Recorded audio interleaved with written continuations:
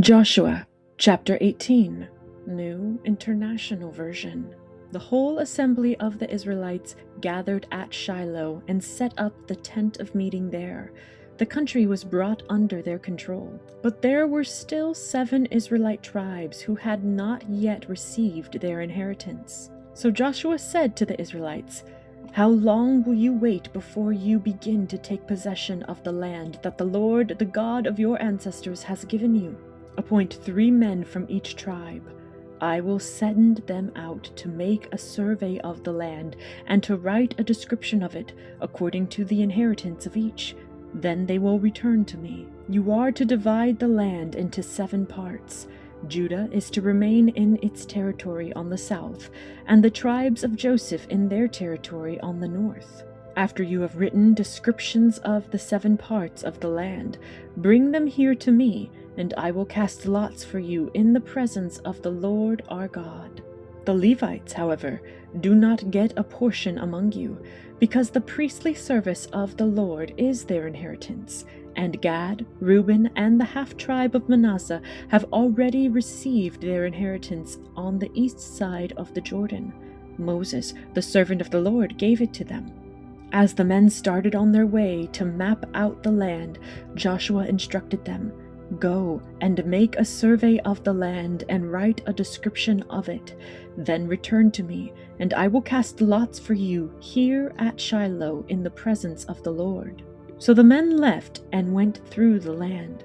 They wrote its description on a scroll, town by town, in 7 parts, and returned to Joshua in the camp at Shiloh.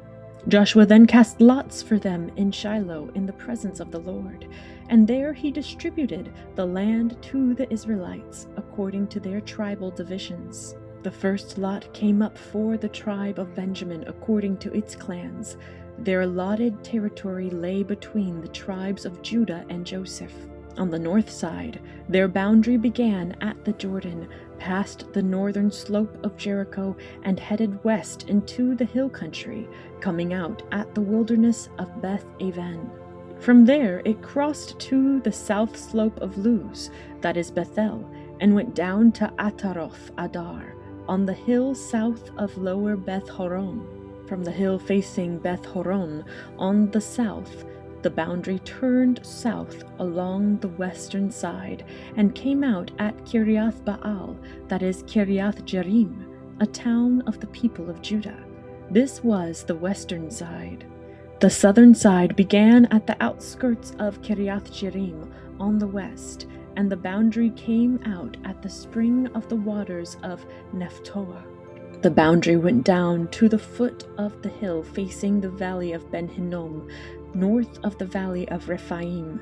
It continued down the Hinnom Valley along the southern slope of the Jebusite city, and so to En Rogel.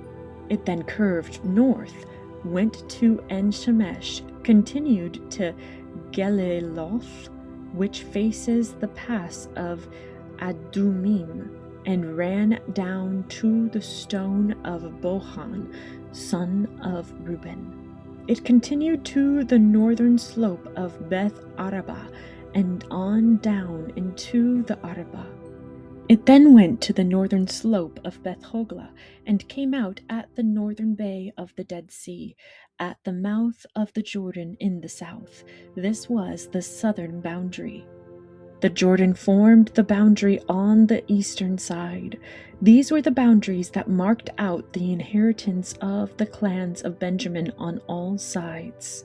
The tribe of Benjamin, according to its clans, had the following towns: Jericho, Beth Hoglah, Emek Keziz, Beth Arabah, Zemaraim, Bethel, Avim, Para, Ophrah, Kephar, Ammoni, Ophni, and Geba, 12 towns and their villages: Gibeon, Ramah, Beeroth, Mizpah, Kephirah, Moza, Rechem, Ir-Piel, Tarala, Zela, Ha'elath, the Jebusite city, that is Jerusalem, Gibeah, and Kiriath, 14 towns and their villages.